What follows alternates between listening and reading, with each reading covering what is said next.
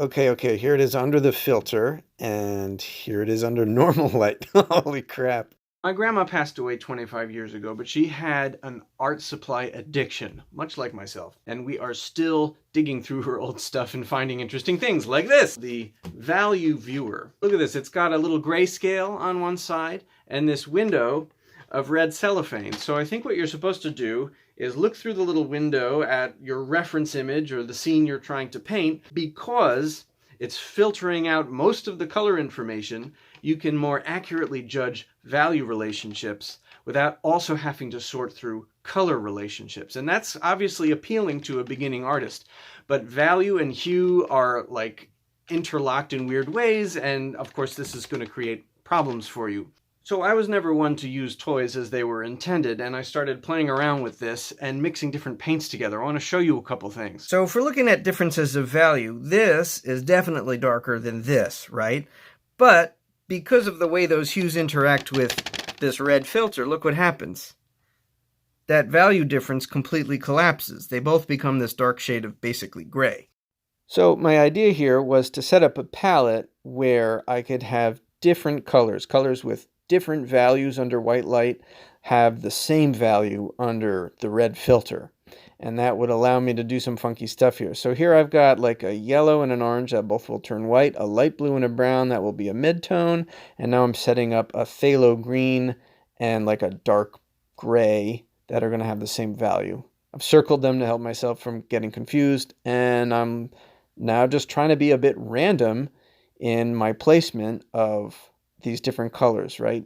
The idea is to break up and hide the skull so that, it isn't immediately evident to a viewer under white light what this is a painting of. All right, time to throw that filter over this thing to check my progress. Here we go. Haha, perfect. The oranges and yellows are all disappearing, turning white basically.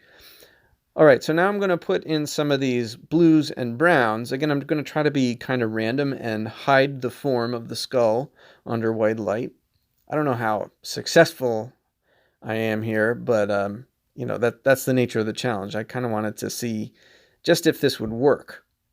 Okay, I'm throwing in some of the phthalo green mixture, trying again not to like follow my artist instinct of describing the form with value, because I only want the value to describe the form under the red filter, right? Not under the white light.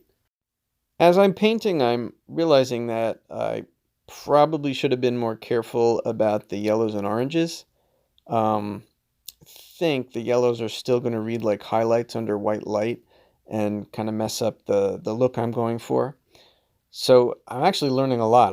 Like if I attempt this again, which I think I will, I'm going to have to be more intentional. I'm going to have to make a plan about kind of how the image is going to look under white light versus how it's going to look under red light.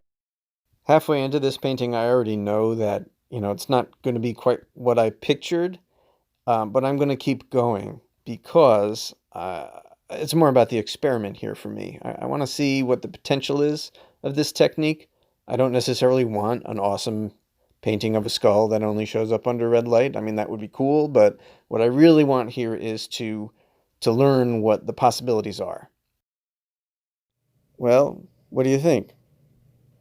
I mean, it's definitely like nothing else I've painted before, so there's that. I mean, I think that's valuable to me as an artist. I've never painted anything like this. It's a hot mess, but in a good way. It's in a good way because I've learned something. All right, let's get that filter.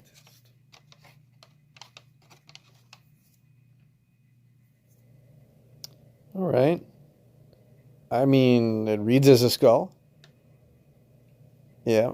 I mean, there's a significant difference in the appearance under both lighting conditions, so I'm happy with that. I mean, there's enormous potential here. This is making me think maybe what I want to do is figure out how to paint something that looks totally different under candlelight versus under daylight, because I think you could do that with this technique. And I'm really excited to keep experimenting. think I just got paint on my phone. Thanks so much for hanging out while we experimented with color and created this weird piece of art. If you want to see more content like this, be sure to subscribe. Thank you.